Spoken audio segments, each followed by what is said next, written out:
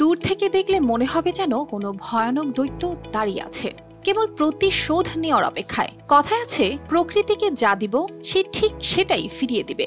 কক্সবাজারের সমুদ্র সৈকতে দাঁড়িয়ে থাকা এই 50 ফুট দৈত্যাকার প্লাস্টিক ভাস্কর্য যেন সেই সতর্ক বার্তাই জানাচ্ছে।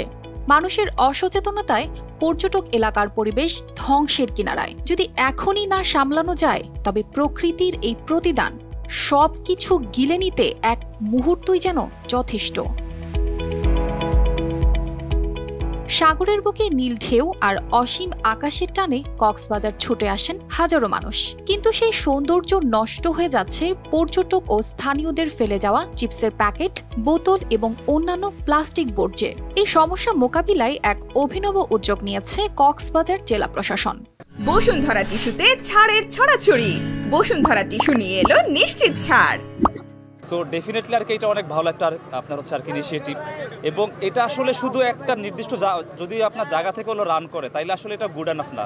এটা আসলে আমাদের সবাদের আর মানে হচ্ছে আপনার প্রত্যেকের জায়গা থেকে ব্যক্তিগতভাবে যদি আমরা সেম ফিলিংসটা নিয়ে আসলে কাজ করতে পারি, বা সেম জিনিসটার প্রতি যদি আমাদের হচ্ছে আর কি উদ্যোগগুলো আমরা আসলে শেয়ার করতে পারি। কক্সবাজারের সিগাল পয়েন্টে তৈরি হয়েছে এক বিশাল প্লাস্টিক দানব, যার উচ্চতা 50 ফুট। এটি তৈরি করতে ব্যবহৃত হয়েছে সমুদ্র সৈকত এবং সেন্ট মার্টিন থেকে সংগ্রহ করা 15 টন প্লাস্টিক বর্জ্য। এর সঙ্গে রয়েছে আরও দুটি ছোট দানব। প্লাস্টিক যে পরিবেশের জন্য কতটুকু বিপজ্জনক, এটার মাধ্যমে সেটা বোঝানো হয়েছে আর কি। আর আমরা সবাই প্লাস্টিককে পরিহার করব এবং বিকল্প কিছু চিন্তা ভাবনা করবো আর কি। বিকল্প হিসাবে আমরা পাটের ব্যাগ ইউজ করতে পারি। এই প্লাস্টিক দানবের পাশে রয়েছে এক বিশেষ উদ্যোগ। এখানে প্লাস্টিক বর্জ্যের বিনিময়ে পর্যটক ও স্থানীয়রা পাচ্ছেন চাল, ডাল, ডিম, তেল সহ নিত্য প্রয়োজনীয় দ্রব্য। প্লাস্টিক দূষণের ফলে পরিবেশের যে ক্ষতি হচ্ছে ওই তার ভয়াবহতা আমরা সবাই জানি, তাও আমরা সচেতন হচ্ছি না। দেখেন যে লাখ লাখ পর্যটক এখানে পর্যটন স্পটগুলোতে যায়, তাও হচ্ছে বিভিন্নভাবে আমরা প্লাস্টিকের দ্বারা পরিবেশকে দূষিত করছি, তাও সচেতন হচ্ছে না।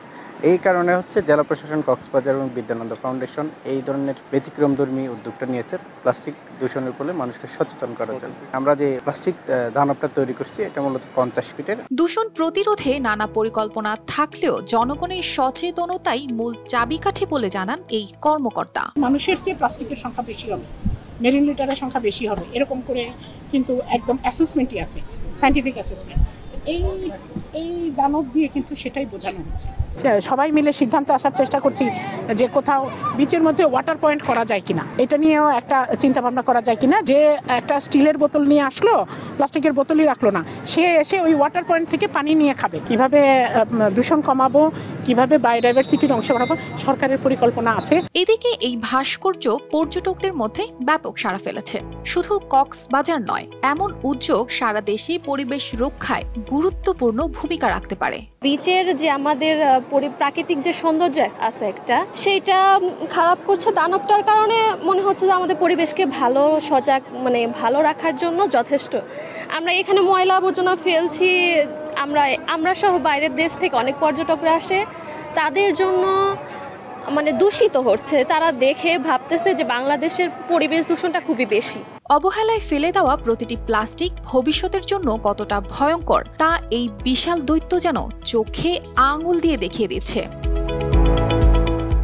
News desk, RTV।